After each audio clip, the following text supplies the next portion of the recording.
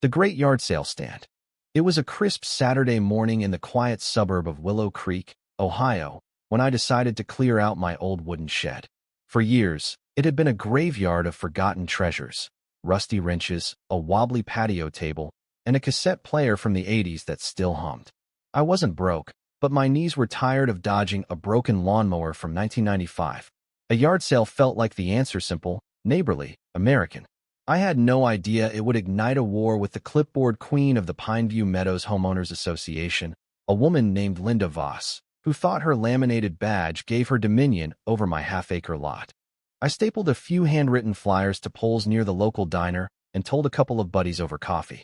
No Craigslist, no neon signs, just word of mouth. By 8 a.m., I'd set up 2 card tables at the edge of my gravel driveway, displaying socket sets, a refurbished drill, and a dented fire pit I'd patched up last summer. A handful of folks stopped by, haggling over a $5 lamp or asking about the history of a chipped ceramic rooster. It was the kind of morning that made you feel connected to the world until 10:15, when a polished silver Audi Q5 rolled up, sporting a Pineview Meadows HOA magnet on the door. Out stepped Linda, a woman in her late 50s with a sharp brunette bob, pressed khakis, and a badge dangling like she was Secret Service. She didn't introduce herself, just pointed at my tables. "This is an unpermitted commercial operation," she said, her voice clipped. I blinked. "It's a yard sale, ma'am. On my property." She scanned my lot like it was a health code violation. "Pineview Meadows has standards.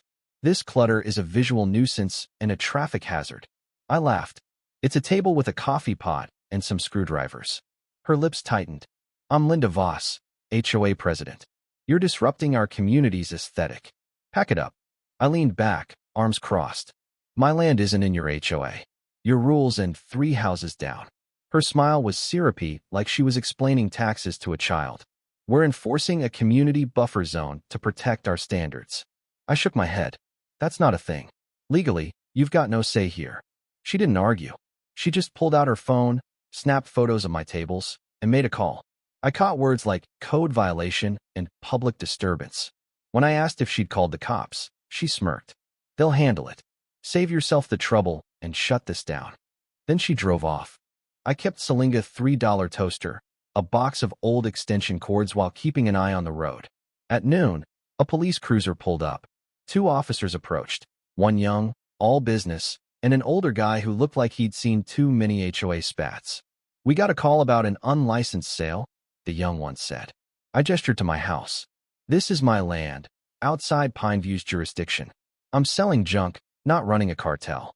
I handed over my deed and ID, which I kept ready. The older cop flipped through them, chuckling. "You're good. No laws broken." Linda reappeared, storming toward us.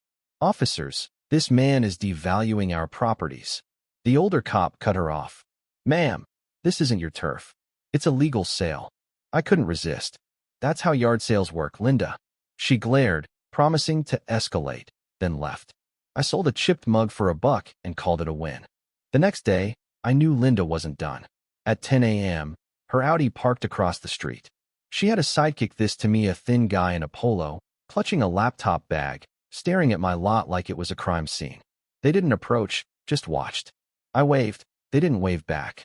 I sold a rusty hedge trimmer and a stack of VHS tapes to a local mechanic, but the air felt heavier.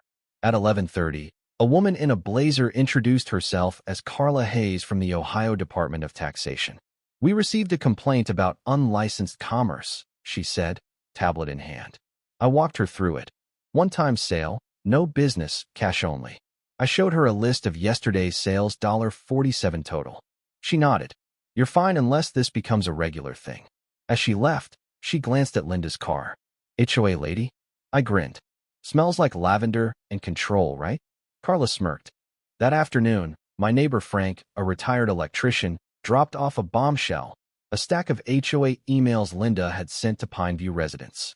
One called my sale a transient threat to community values and urged people to report suspicious visitors. Another claimed I wasn't a verified resident, which was rich since I'd owned my lot for 15 years. The kicker was a petition she drafted for the city council, demanding urgent action against unsanctioned commerce. Frank shook his head. "She tried to make me sign it." I told her to shove it. I thanked him and added the papers to my growing file. Things got uglier. A young couple with a stroller stopped by for gardening tools. As I showed them a rake, Linda's voice echoed from the street. "You're trespassing." She was taking photos, accusing them of violating Pineview's safety corridor. The dad snapped. "We're on a public road." Linda pointed at their car. "That's an HOA parking violation." I stepped in. "Linda, that's not your road. Stop harassing people." She dialed her phone, muttering about code enforcement. The couple left, shaken. I labeled my file Linda, Phase 2. She wasn't just annoying, she was weaponizing her title. Monday brought a city letter requesting a voluntary compliance interview about suspected ordinance violations. It reeked of Linda's jargon. I emailed a lawyer friend, 2 neighbors she'd bullied, and Carla from taxation, updating them on the escalation. Then I reached out to Rachel Klein, a local reporter who loved exposing HOA scandals. I sent her my file, emails, videos of Linda's outbursts, and a dashcam clip of her yelling at a buyer. Rachel replied, "This is wild. Meet tomorrow?" I said yes. The next day, Rachel filmed my sale and interviewed 2 neighbors who'd been threatened by Linda. One, a nurse, said Linda followed her son home after he bought a $2 book. By evening, Rachel had enough for a TV segment. She asked to door knock in Pineview. "Go for it," I said. "Bring a fire extinguisher."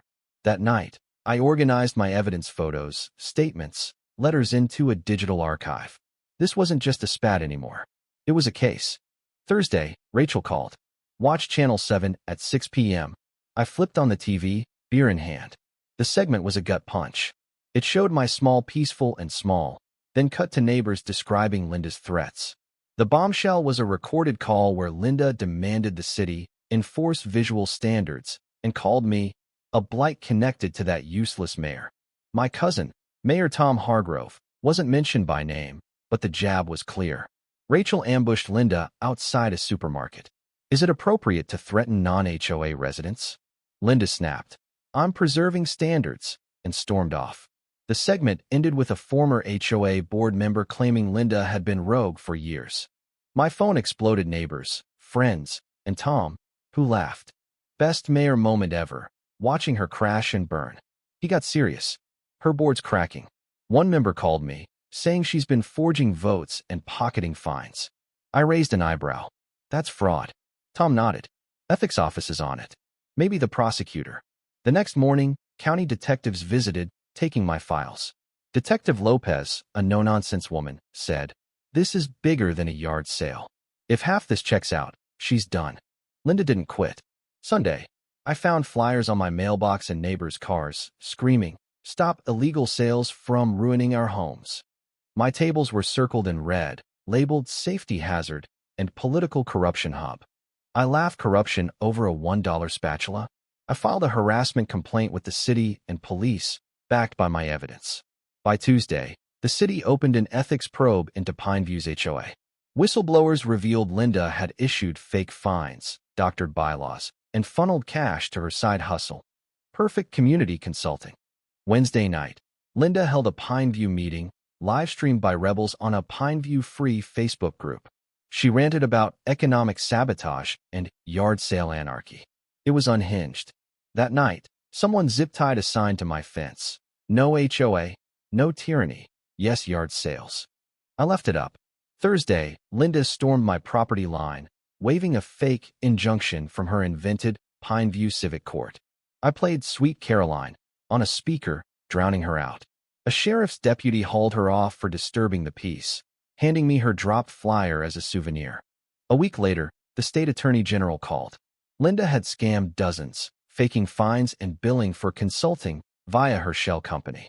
She was arrested in a tracksuit, yelling about being a guardian of order. News outlets ran it. HOA tyrant busted in fraud scheme. She pleaded guilty to harassment, fraud, and falsifying records, getting 3 years probation, a permanent HOA ban, and $35,000 in restitution. Her house hit the market, and she vanished. I hosted a free neighbor market the next Saturday. No prices, just community. Farmers brought apples, kids sold painted rocks, and Tom gave a speech. No permit needed to be human. Pineview's new HOA board apologized and invited me to a Harmony Council. I joined, but warned, any clipboard nonsense, and I'm out. The city passed HOA transparency laws, and 3 other neighborhoods audited their boards. My shed's empty now, save for a rusty sander and a sign. Sale today. Freedom stays. What's your take? Have you faced a bully like Linda or stood up to injustice? Share your story in the comments. Let's debate power, fairness, and fighting back. Your voice matters.